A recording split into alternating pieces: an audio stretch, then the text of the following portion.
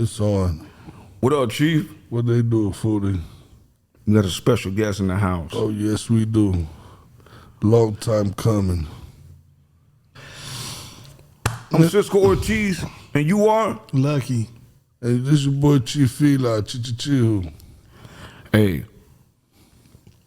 the camera guy, we got to introduce him too. What Yo, up, man, Chevy? Shout out to my boy Chevy Beats, man.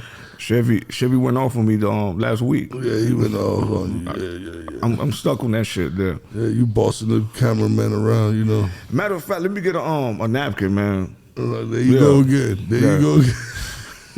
Boy, it's getting hot in here, bro. What kind of napkin you want? The little one, the big one? Nah, I just one is good, man. Yeah. Anyway. You know, the fellas may want one, you know. I see you got a different selection of records on the table today. Oh yeah, man, we got icons. You know what's funny about those records there? The how beat up they look. The covers. Nah, this hip hop. That's hip-hop, exactly, man. Hip hop's 50 years old, cuz it's supposed to look beat up. That's when you know you putting the records to work. Yeah. Man, Man, just sitting on the shelf somewhere collecting dust. They was in the storage for a long time. Oh shit, they here. That's why, but nah, that's not what it is. I was playing those records. I was pulling them out. That's why it's ripped up on the side. I thought it were rats. Exactly, Nah. man. That's what DJs do, bro. You know, That's what and DJs do. man, look at that. We got Big Daddy Kane. BDK. We got the Funkadelic. Dope. This record right Classic here, bro. record. Yeah. Which album is that A one? lot of hits came from this group, bro. A lot of samples. A lot of G-Funk, right? Yeah. And man, you know what's funny? That in hip hop, that G-Funk era, that time, people talk about Warren G and the Chronic and all that. That's right. But if you listen to that first EPMD album, I think there I was still didn't listen to it. You keep telling me that, that too. album has some of that funkadelic stuff in there. You heard it? Yeah, but again, one of the best hip hop albums like ever made, The Chronic. Oh, it took Like it. about 75% of that album was funkadelic samples, bro. You You know what I'm saying? The Doggy Style album. And Doggy Style also. yeah, I agree with you. But if Warren G. you go listen to that, you know, like before that came out, like they was doing some of that stuff. They were sampling from those, from Funkadelic, didn't EPMD. Yeah. Yeah. Right. Anybody that's a hip hop fan, like they gotta give the old school its respect, bro. For sure. Funkadelics, James Brown, like James Brown song "Funky Drummer" is like one of the most sampled like records in hip hop, bro. When it comes to drum loops and things of that nature, like bro, like any hip hop fan gotta give like old school they props, man.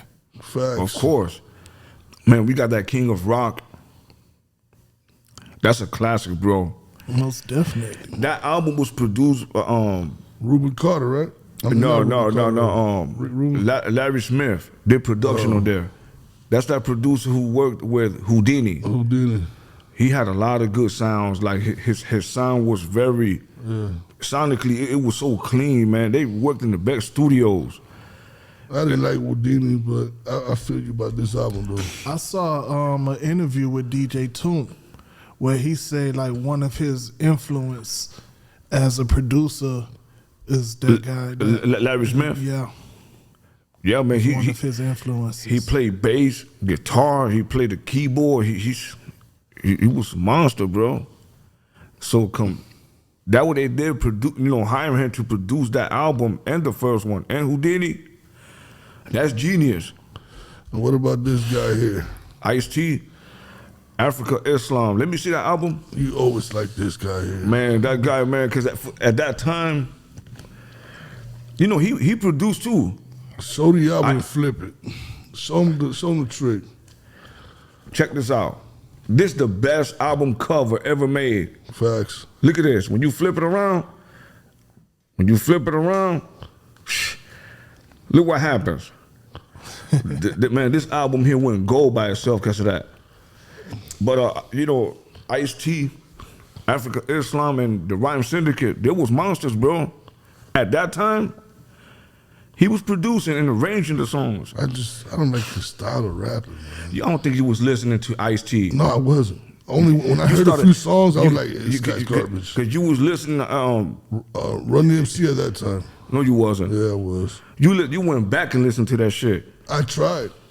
I just can't grasp this guy's music, dude. Back then, that was before NWA. Yeah, I was just gonna say that. I think at that period of time, like New York has such an influence on hip hop, facts. being like the beginning of hip hop. He's like, right. Anywhere else, like it was hard to gravitate to and grasp. Because what took me to the West Coast was NWA. Exactly. Facts. Yeah. Oh yeah, they took it there. Yeah, I'm just saying, it took my attention because everything in New York was dominating at that time. He's right. Oh, of course, it was still the beginning of the time. But me, I have an open ear, man. You know, I don't Like, knock you for having that. the album I that- can't grasp it. the album that I really bump a lot was That the one. original gangster shit. No, the one before the Iceberg. Oh, okay, the Iceberg. But I remember when you rocked the album, man, for months. man, I used to bump. Man, I'm an Ice-T fan. Shout out to Ice-T.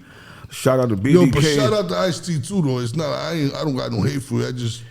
Yeah, but I ain't dig it. he the OG, boy. You got to put him on top of that list, boy, on that West Coast. You do, not me. Yeah. I ain't gonna put him You on that. gotta give him. He's a pioneer, bro. Like you gotta give him his props because again, that's what I said. Ice-T not really being like a big time rapper like that. Yeah. He took the little that he got from hip hop and made it into a lifelong career, bro. I'm sure. Like, you can't do nothing It but worked for him. respect that. Exactly. I mean, I can respect his hustle and how he got what he got, but as far as we talking about me liking his music, it's not gonna happen. So you didn't bump. You didn't like I'm Your Pusher. Damn, that was a good one. High Roller. The only song that I really fucked with him about, and you probably say I was a late bloomer, but it was that New Jack Hustler. I'm Your Pusher. High Roller. You Play Yourself. You told me he started that 99 Problems. 99 Problems, With dude. Brother Marquis, Yeah. nigga. The original. Yes, The sir. Not original. Jay-Z, exactly. Yeah, but I like the brother Marquis though. Yeah. Brother Marquis killed Nah, it. he's a lyricist. You see, I wish he would have got his chance. But see, you have to, when you hear Ice-T, remember, he's from Dumb Times, that style. He even said in an interview, 6 in the morning. Can't forget that record, bro. 6 in the morning, he got Who he inspired. got that from? He's the Schoolie original. D? No. Oh, yeah, well, yeah. He's not the original. Yeah. No. He took it to the West Coast. He got inspired by Schoolie D, yeah. PSK. And I don't care what Ice-T say. But Easy remade this song also. Facts. You know what I'm Easy saying? dominated it. Yeah, that's why I said original. Yeah. But I'm gonna tell you, I don't care. I'm a big fan, a huge fan of Ice-T, and I don't care what he say. Shout out to you, brother. But I disagree with you when you said that the first gangster rap was PSK. He did say that. I don't care what he said. I mean, he's the West Coast. He could say We probably don't know that. It's probably true. Man, that shit did not sound gangster. When you heard PSK, You talking about when I mean some shit like that? How that PSK? it wasn't gangster. He was just rapping with echo. Yeah, that it's not, shit. It's not only that though. It's like for that era, It influenced that was it. like the first like real like street rap, like kind of. But we didn't hear it like that, like It was gangster though. NWA ain't come out yet. Yeah, before NWA and this and that, like that was like the hardcore street rap. Probably. I could agree with that, but we didn't see it that way. It Because wasn't. NWA is our daddy, nigga. When I heard Ice-T, that to us sounded gangster. I'm Your Push. You talking about selling weight, but on the CD Yeah, form. but that still was a different era from Schoolie D. Yeah, from After. PSK. Because PSK was first. Yeah. Of course. So that's what I'm saying. Yeah, He that's got what it I'm from saying. that. So from He that era, that's the point that I'm trying to make. Facts. Like that was like the street music of that era. You know, because if you remember hip hop and in the beginnings, like it wasn't really that much cussing and all of that At all. in hip hop at that time on those songs. So it's like PSK was like. He didn't curse on that record. Oh, he's the clean version but of a street record. It was different than Africa Bambaataa and Soul Sonic Force and this and that. You know what I'm saying? Fact though. So it's like, that's kind of why they say like that was like the first gangster song. Ice-T was first to me. He just took the style of the sonical style and made Sense in the Morning. If you listen to Sense in the Morning, 6 in the morning, you know, Police at my door. Yeah. come on, bro. That's the police at the door, you know. Yeah. Battle But then rhymer. again, you gotta. Before I even must say this, where because I don't know, so y'all might could school me. Where was Schoolie D was what, New York? I don't know. Damn. I never. Because I was gonna say, like, you gotta understand the culture in Cali where It's different. T is different. Yeah. So I don't know if Schoolie D is from New York or not. I'm not sure. He's from the East Coast. I thought he was from New York. Parkside Killers, I don't know. Shit, I could Google right now. Ain't no pressure. Yeah, Google that shit, man. I thought he's from New York. I don't know, bro. Like, But you I'm know, not sure. But there's somebody else before him, right?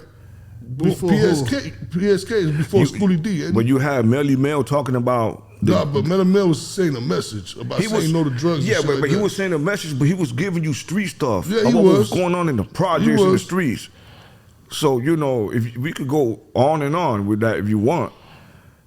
So if that's the case, LL Cool J was gangster too on the Bad album.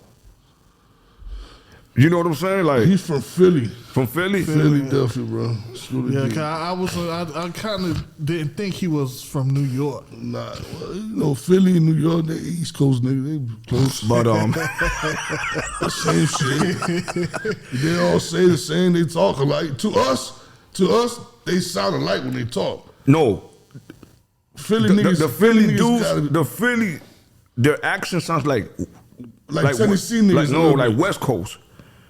In the room. Listen to how Wiz Khalifa sounds like he's from the West Coast. Nah, Wiz Khalifa from Pittsburgh. though. Pittsburgh. He's Yeah. from Pittsburgh, not That's in Philly. different parts of Philly, yeah.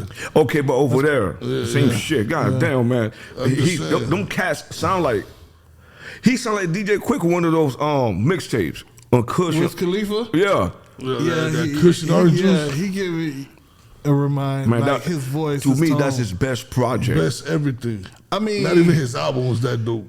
bro, like Cushion orange juice. before Wiz Khalifa signed a major deal, he was dope. Yeah, he was hot. When he was with Rostrum Records, that independent label, like he was dope, bro. Like that was one of my like favorite rappers at his point in time, bro. I remember one time I was Man. bumping that shit so much, and Lucky goes, "Man, let me hear what the fuck you talking about." And he started bumping that because it was in the beginning. Like he already had other mixtapes too, but Now that cushion orange juice is classic. that should have been. And they remade that mixtape. It don't even sound the same. What do you mean they remastered it? No, they remade it, like reordered the songs. Oh. Because I've looked for it and I listened to it. It's not the same. He's not the same. Like after he went major, bro, like Yeah, his music got whacked. like I don't know what happened, man. You know, but these albums, man, these guys, man, they was getting real creative back then with this production. These guys, Ice-T, they had to, man. I was just gonna say that, bro. Like back then, bro, like you had to be creative because Yeah. you didn't have the technology back then that these producers nowadays have, bro. But to me, Yeah, the producers got lazy all of a sudden. I could agree with that, and I'm gonna tell you why. Because back then, we had a turntable, a mixer, and a drum machine. When we had the MPC 2000 and the turntable hooked up to it, and you hear something, Yeah. you have to go by the ear, but you have to get creative with it. All you had to do is know that MPC. You know the functions. But even before the MPC, like when you had like the SP 1200, like what I learned on and things of that nature. See, like now, producers, you got what? FL Studio, you got Ableton Live, you got Logic, this and that, Reason, unlimited sample time. Yeah. Back then you had like 10 seconds, bro. Yeah. 10 seconds of sample time. Yeah, you're right. Think You know what I'm about saying? It's funny you say that. Think about the Illmatic album, or like a Tribe Called Quest, or any of their albums early in them times. Listen to how the samples are looped over and over. Like Premier. Yeah, not just Premier. Don't start, man. Don't start with that Premier shit, bro. There you go. The producers, they had, like he said, 10 seconds to get creative. Man, they make. Exactly. Man, they bro. make like, classic you had shit. to Wonders you had with to- that. yeah, Those you tracks. had to be real creative on how to use the memory of those machines back in those days, man. 10-second sample. 10 seconds. Yeah. And if you had the money to get the expansions and shit like that, you had 30 seconds. That's it. That's it, bro. 30 seconds. You know I mean, what I'm that's saying? decent though. 30 seconds, right? Yeah, no, man, back then, that's a lot. Yeah, That's but a lot. when you listen to records now, like they sample like half of the record, That's bro, true, and too, looping yeah. like half of records and this and that to make songs nowadays. Yeah. They taking like whole records and making songs. Like back then, Man, you couldn't do that, bro. We really had to work, but we didn't know it was work. We was just loving what we was doing. Yeah, You know what I'm saying? Like, damn, that shit came out raw. You know, you're getting creative with whatever sound, with the dirty record being with, you know, The popping and popping and everything, shit. yeah. That shit sounded good. Even the pop sound became a sound. I always thought that any producer that samples a lazy producer to me. Nah, man. You can't say that though. You can't say that because that's what hip hop was built off of. Yeah, bro. no, I mean, what? Because if you think about it back then, it wasn't no keyboards, bro. Yeah, you're right. It wasn't no keyboards. No, they had and- the keyboards, but they had to go in the big studio, Studio A, to play over the samples and play bass, which what Larry Smith had to do with Houdini. And like that record right there, Daryl and Joe That's- on that King of Rock album, But that's why I gotta respect Rick Rubin, bro. What you mean? he was part of that too. Yeah, but he didn't do that much. Everything he did was organic. The drums, every sound he did was it was real. It wasn't too much modules and. Oh, they had modules. I'm saying It's just that Russell chose to use heavy drums and had Run DMC and the rest of the crew use the vocals as instruments. It's hard to do that. But again, you got to remember, like, especially like with Rick Rubin and them, you saying it was organic. Again, that goes back to what I was saying earlier about the James Brown, Yeah, funky drummer. Those drums were sample drums. real drums. No, from loops.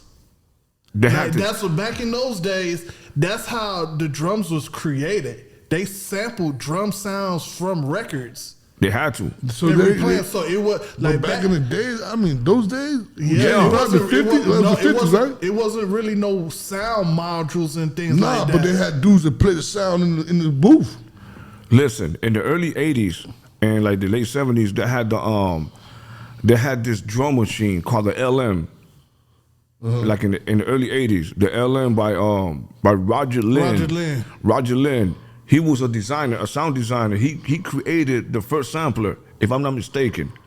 The first sampler, and from there making drum machines. He designed the MPC 60, the first MPC. MPC 60. Yeah, That was crazy how that happened he because designed that. That made wonders. the two brothers, they was from Tokyo, Akai. Yeah. Well, it was a father and a son. They've been around since 1946. Man, they had the sampler, the S900, 9000, but they knew they needed pads, and they knew that Roger Lynn, he was out of business, and they said this is a time to call him to help us design the pads and the function of the MPC 60. It was a success, When man. y'all made beats together, y'all wasn't sampling. Yeah. Yeah, We was sampling, bro. yeah. Bro. I ain't never heard no sample from y'all. Bro. Because we was chopping up samples. Again, that's where the creativity come in. Like a lot of producers nowadays, bro, if they were trying to produce back then, the producers that's known now wouldn't exist, bro. Wouldn't exist. Listen, you said you made a valid point earlier. That's all I make. Valid points. Here we go. Lazy producers. Yeah. To I me, seen you play keyboards. I seen y'all boys play keyboards and shit. and my thing was playing the bass on the keyboard rather than 808s. I call myself a lazy producer Why you say that? because when me and Cisco hooked up together and started producing together, that was one of my weaknesses. Like, I grew up with, as far as music is concerned, like back in elementary school, like I played drums. I played bass drum, I played snare drums. So like my production style was always based around drum patterns. Like drum patterns, Yeah. I could do drum. Keys I can't play, bro. Yeah, I know that was the yin and the yang, though. That was perfect. Exactly. So he played like his bass lines Yeah, yeah, and yeah. melodies and shit like that. Like, Yeah. bro, when we hooked up together, like It was like a beast on category 305. my drum patterns was different from his because Yeah, his yeah. production style was different. Yeah, yeah. You know, he had a lot of like West Coast, And- Midwest yeah, influence as yeah. far as his music style. Facts. And like me growing up You as had a that southern DJ down shit, here, yeah. yeah, exactly. You know, and my production style was different. Yeah. So when we Put it together. came together, that like shit was dope. Hey, listen, what he bro. was missing, I had. What Yeah. I had was missing, he had. I You just understand what I'm saying? One thing I could tell you, I couldn't get those drums hitting the way he had them hitting. That was his specialty. And it's funny because I remember we had a parade. But those drums, they were sample drums. Or Yes, I had to this- sample. Yeah, we made those, and that's what I'm trying to say. Like producers nowadays, Yeah. you know, you go on the website, Yeah, you buy download you loops and the shit. download Yeah, drum yeah, packs, sound, this yeah. and that.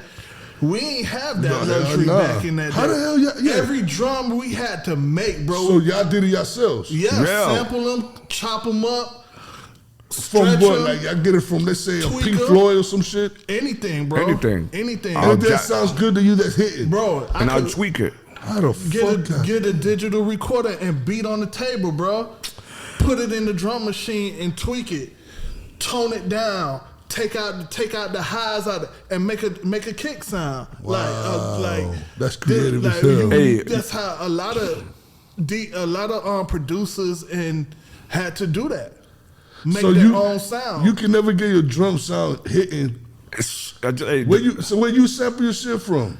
Nah, he'll take the same drums I had. He knew how to like stack it. them. He knew how to stack them, dog. And That's what it was. Dog, let me tell you something. My creativity is more like arranging and playing. Like I knew where to I knew exactly where to start and end the song. That's what he was lacking. My whole my whole production came from two people, bro. Dre, one of them. for No, sure. no. What? Who taught me how to produce? Oh, okay. Who taught me how to make beats? Number one, Devastator. Devastator. Shout out to Devastator. The homie, I haven't Devastator. spoke to him in a couple years. First dude taught me how to use a SP1200. Second person, this dude. Those are two people that taught me how to produce, bro. Coming from a DJ background. That shit was fun too, bro. Like after Devastator moved from Miami and went back To Georgia. to Atlanta, Yeah. I was stuck by myself. I ain't have no equipment, no nothing, bro. Oh, so you was using his equipment to Yeah, okay, yeah, gotcha. because the way I met Devastator, he knew a friend of mine. And he was producing for Luke at the time. And he needed a DJ to do some scratches on the song.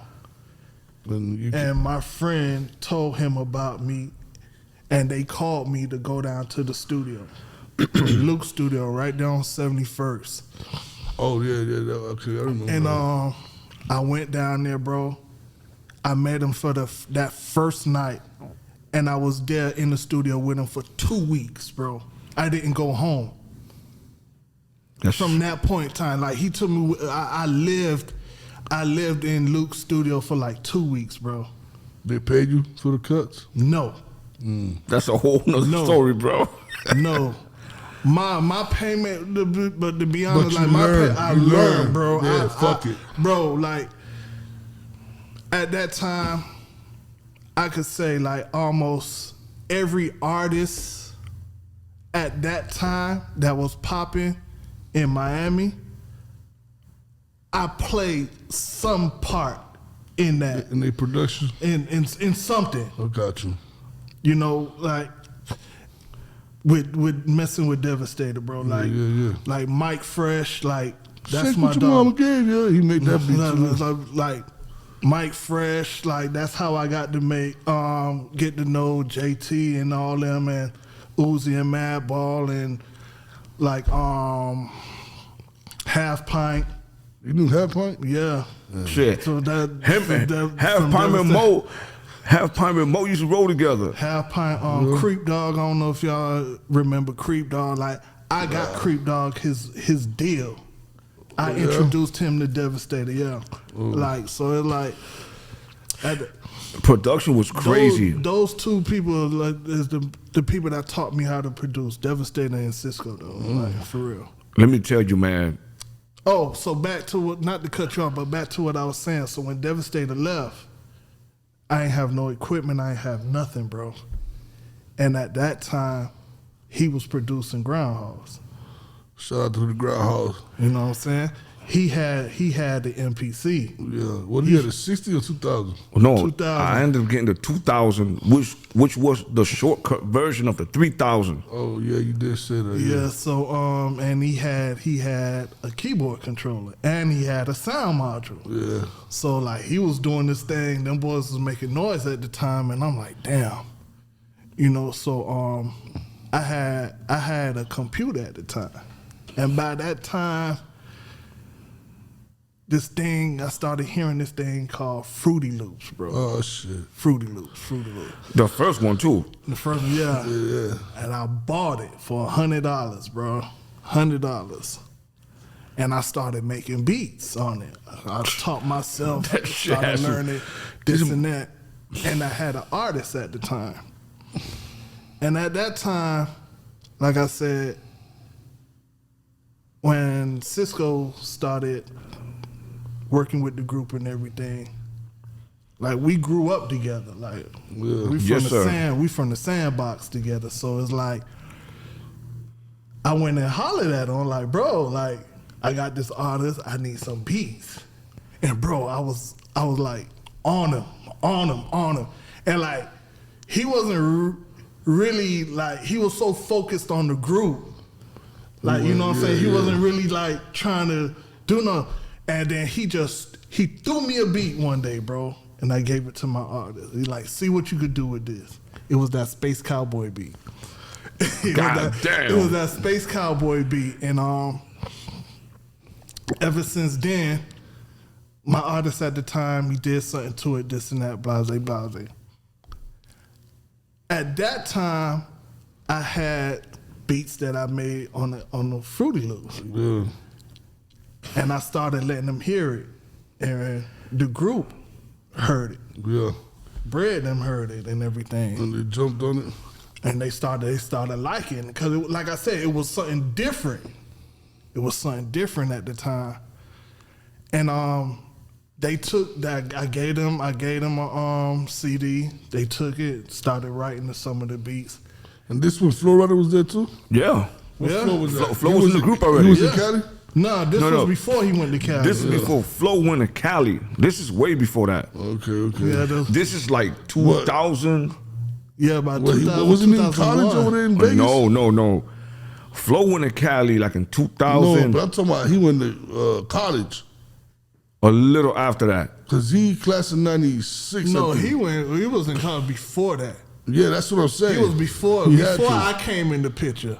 But Because when I came in the picture, like he went to Cali, like Nah, about but 2 or 3 years later, about 2003.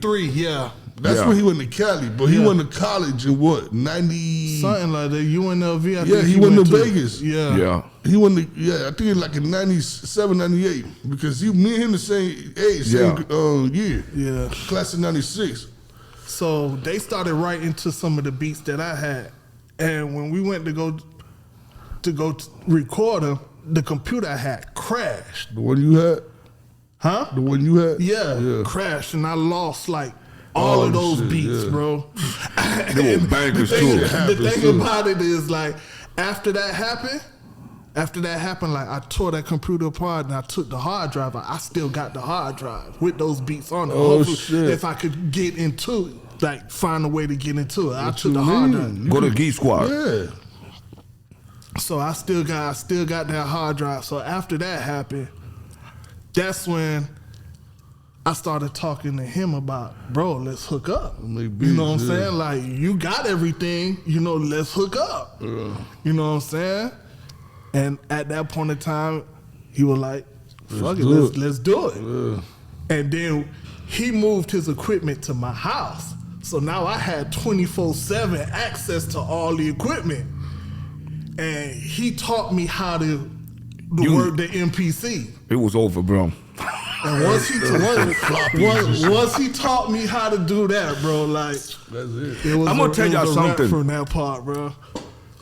I'm excited, bro. Talking about production, what I know from then and now, I was telling Chevy yesterday.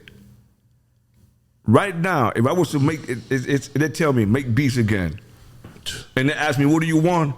Bring me an MPC 2000, not the XL, the 2000 or the 3000. Why not the XL? The XL is the one everybody likes. There's more steps. Oh, okay. Yeah. Listen, there's more steps. I know what to do with that 2000. 2000 is And if I- simpler to use. And then, because remember, it's a shortcut version of the 3000. Now, if I need the 3000, give me the 3000. I don't want the computers. And what keyboard? I don't know, because I know how to sample sounds and make it my own. But I like to work that way. And I swear to God, bro, to me, for me to sequence a song, that's the easiest system I've ever seen. Bro, one thing I could say, and the fact that we talking about music production and everything right now, bro, this dude, like, he's a beast, bro. Cause one thing I know, that, like, me, I'm a type of person, and that's why, like, we work so good together. Because, bro, like, when I say he's a beast, like, you could just bring anything, bro. Along music equipment, and he'll work it, bro. Like, I've spent money, bro, like, buying stuff, never read the manual, dog. Never read the manual, and this nigga just works it, bro. Everybody that's watching this show, He frustrates himself. To do it. let me tell you guys something. Everybody watching this show, if you ask around anybody that knows me, I hate to read. I'm not a reading person. The same thing, like even like now, bro. I remember one time, we went from using the MPC, and he just went and bought Logic, and just started using it, bro, just like that. Bro, I could never figure that out, bro. Yeah, no. Like that's not. Just started using it. I think it was a machine, He wasn't it? bought Machine. Yeah. We both had that. I hated that thing, bro. I hated it. You like this Let me shit. explain something to you. He learned that shit like that, bro. Sonically, my beats, all my tracks sounded better when I started using machine, but my production was better when I had the MPC 2000. I was more creative. And I want to cover that about lazy producers real quick. Yeah, who is a lazy producer in the game? Lazy producers. Me. Well, No, but you had the yin and the yang, so you can't really say you were lazy. I want to speak No, in. but I know where he's going with this. That's why I say that. No, I don't think so. The way records are made today, I'm gonna speak in general with no disrespect. software. You know, make your money, enjoy the way you're doing it. If you're very creative that way, it's cool. When I say lazy producers, man, producers nowadays depend on the 808 sub. Me.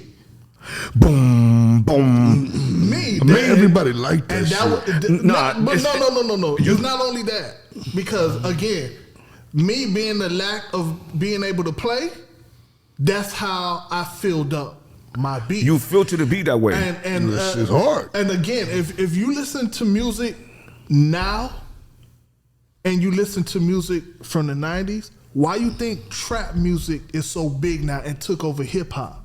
Because a lot of these producers don't play. They're not playing. It's just two sounds. They don't It's play. easy. It's 3 chords. That's it. Again, and not only that, like with FL Studio, Fruity Loops, this and that, you sit there for hours and you paint in your melodies. Nobody is playing keys. Yeah, I know. So like when you go back and you listen to something like The Chronic and this and that, where you hear like a Scott Storch production or whatever, who's a trained classical piano player, Or an and album things of like that- this right here. Exactly, like Like Big Daddy Kane's That album. shit was sampled. That's why. But they played. That's why the music changed so much now. That's why trap music took over hip hop, bro. Yeah. Because a lot of these producers that's making these hits now, and no hate or nothing like that, like do your thing. But bro, they're like 13, 14, 15 years Yeah, I old. know. You know, they just wake up and say, I'm gonna be a producer, Yeah. bro. Go spend $100 It's not- or probably don't even spend the money, get the crack versions of these softwares and just That Beethoven shit is over with, bro. Exactly. Think about the album Getting With Your Fitting on Cocktails. The Ant Banks. Banks. Yeah. The way he'll play the bass, they play them drums, but they also, dog, it's live. They was working to make it sound like that. The music breathe more. The 808s, yeah, it sound good because it's filtered with a bunch of sounds and a bunch of You know auto what I can tune. say though? The Chronic 2001 better than the Chronic. Okay, if you feel that way, I don't know, bro. Just because how he's just said. The Chronic you listen to is a lot of more samples in there. no, they played it over. Not everything. It's called interpolation, and that's what Quick is good at. And that's what Dre and them, if you listen to the Chronic, it's not really But sampled. 2001 ain't nothing like that. Them shits is really official. Okay, listen. What Dre and them wanted from Let Me Ride, they didn't sample it. Yeah. No, they replayed what they heard on that record. And that's why when he mixed it, Didn't he get in trouble for that shit? nah, they cleared those samples. He got in trouble for other things like the sound I of think that was it. No, Let it's Me not. Ride. It's not that. He got in trouble for. I ain't gonna say he got in trouble. I think he No, got. he got sued for one of them shit. No, the second Chronic, the intro, the THX, that little horn in the Oh, beginning. yeah, I remember He that. used it without permission. Yeah, That's what I he got. remember that. But these producers, man, you know, yeah, they sampled, but they play sounds around that. Look at T-Mix. But 2001, you gotta agree that's better than. I ain't gonna agree with nothing, bro. It's different though It's because two again, different albums. 2001 wasn't Better. Dre by himself though either. That probably was the reason there. He had Mailman with him. At It was the him time. and Mailman. 2001 Yeah. fire, cuz. And the first one is Fire Yeah, too. yeah. I'm not saying it ain't. Dog, you never gonna forget that first album. I ain't. But To I me, ain't and go to that me, 2001 to me, one. equally, they just there. It's just that, dog. You They're talking both about classics. You got 7 years apart, so you're gonna get something different from the second Chronic. 7 years. 7 years apart. Yeah, you're right. But lazy producers, the way technology is, the 808s made creativity more lazy. You can say Dog, that. it's easy. It's true though because at the same I time, agree, I agree. At the same time, because like the things that go on nowadays, and call me an old head if you want to call me, but the things that happen nowadays, as far as music and hip hop is concerned, that shit wouldn't fly back then. I know bro. that for a Like- fact. Like you couldn't have Niggas a rapper falling off named beat. Little Baby and the Baby. That cannot Somebody fly. would They would've fought have for had that. to change their name. Yeah, Exactly. they would've like, fought for that. All of that, like that was the thing about hip hop and what made hip hop so popular. Originality. Yeah, bro. like Tupac and Black Haze. Yeah, that shit was like, bro, like it wouldn't happen back then. You Like, know, you had to find a way to be different, and Facts. that's what kept hip hop changing. And that's all I'm saying is, you know, these producers, they're influencers too today. Because you got superstar producers. And by them being influencers, they could probably make a change okay, on this segment of the beat, we're gonna use the 808 on this part of these 8 bars. We're gonna play the bass line and play with the melody and go back. You know what I'm saying? Like, kind of like change it a little bit. That's all I'm saying. Like, challenge that shit. Maybe something new will come out of that. You know what I'm saying? Well, shit, Premier challenge Premier though, dog. Tell that nigga to come out with an 808 song. No, at I'm least one. No, he already made his mark. What mark he made? He made his mark. DJ Premier. What, top 5? If they want to give him that, yes. Okay, well, shit.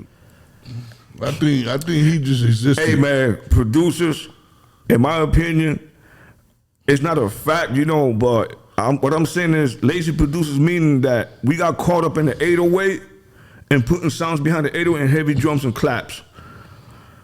So everything sounds the same now. It's like Premier. He never evolved, so everything sounds the same. Oh, my God, man. That's a lazy producer. Sorry. Check this out, man. For everybody that's watching, man, you know, we But let me just say one more thing, just to we're gonna continue with this one more thing here. Just to comment on what Chief is saying. If you gonna say that about Premier, you got to say that about Marley Marl. You got to say that about Easy Mo B. You got to say Them that niggas about made hits. But still, Hits. their style, they won't be able to create those type of hits that they did back then. Now, in this time, no, that's why they're not in the game. exactly. I respect that, but they're not in my top The point that 5. I'm trying to say is like if you're gonna point out one producer like Premier, you got to point out all of these other producers. Like I hear you talk about Rick Rubin a lot. Yeah, he's dope. When the last time you heard a Rick Rubin record? He came out under Jay-Z. he's a top 5 producer. But I don't consider him, because he's in your era. I don't consider him No, top 5. Are you gonna hear an Uzi Vert or Lil Baby on a Rick Rubin record? At all. Same thing. But he did that much enough that his creativity. Yeah, his foundation is solidified in hip hop. I believe Timbaland. I believe these niggas will jump on Timbaland beats. But I'm not. But ain't nobody. He's up there. But nobody's disagreeing with you on that either, though. I'm just saying, like, there's niggas that still would jump on niggas from my era beats. You know what I'm saying? Like Easy Mo B, like, I haven't heard nothing he done lately, but I guarantee you that it will be up to date. Like Devastator, you talked about Devastator. Did y'all hear Devastator new track? The nigga let me hear some tracks like 2 years ago. Them shit was fire. And he's up to date. Devastator got some trap beats. And what is he doing with the tracks? He's trying to give it to a few people. Hey, I don't know. I haven't spoken to him since. Hey, guys, this is a great show. Thank you for watching. For everybody that's watching, leave your comments about the opinions about Lazy Production. Everybody stuck on the 808. Everybody sounded the same.